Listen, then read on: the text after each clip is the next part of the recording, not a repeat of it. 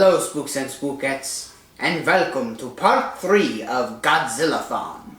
Tonight's movie, the original 1964 version of Godzilla vs. Mothra. Thrill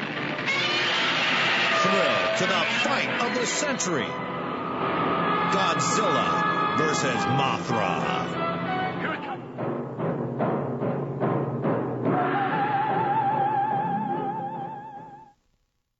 The film follows a giant egg that has been washed ashore on some rural place in Japan, and two journalists and a scientist are trying to figure out its origins. Thankfully for them, the evidence kind of just flies in their face. No pun intended, of course.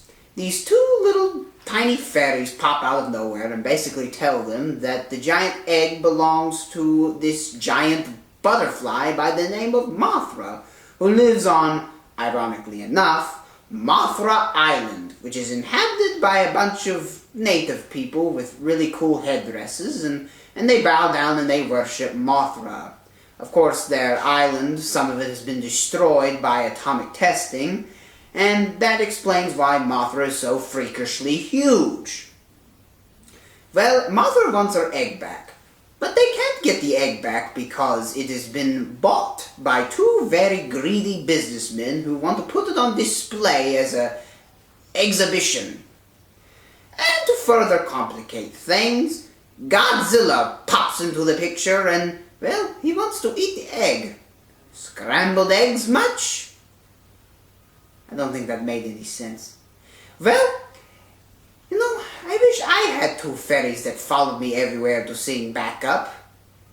Oh, and as a matter of fact, I do. Please meet Fairy 1 and Fairy 2. Hi, how are you? Hi there, hello. They don't have names yet, but I'm working on it. So yes, these fairies, they sing to Mothra, and they serenade Mothra, and they convince the Mothra to go and fight Godzilla and save her egg at the behest of the journalists and the scientists. Because what's worse, Godzilla destroying Japan or Mothra not having her egg? At least with Mothra she can kill two birds with one stone. Of course she is dying. Poor sweet That's not necessarily a spoiler. But yes, I feel that this movie is probably one of the better versus movies. And by that I mean that this is not the first movie that Toho Pictures, the company that makes Godzilla, they put two giant monsters against each other. Actually, the first time that they did this was in Godzilla Raids Again. Godzilla was pitted against Anguirus and... Stop. Way too distracting. Sorry, we didn't mean to. Anyway, it worked in that movie, so they kept doing it. A few years later, they made King Kong vs. Godzilla, and then of course they made Godzilla vs. Mothra. You know those Toho there had already people been a know what Mothra to do, movie made, and of course there had been a few Godzilla movies made, and they put the two monsters together, and cinema magic happened. This is probably one of the last socially conscious Godzilla movies made in the franchise. The film dealt with themes such as corporate greed and humans destroying the environment, either through atomic testing or just through construction and infrastructure work in general. Guys, stop! I told you, stop singing. It's very distracting.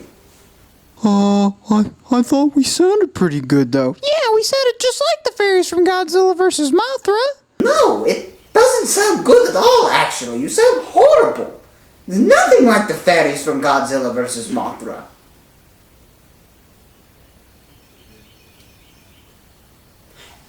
Anyway, I just have one question. Why was Godzilla buried in the earth? I mean, and besides, you would think that a 400-foot monster buried in the center of the earth popping out of nowhere, I mean, you'd think it would cause a lot more damage, but it didn't.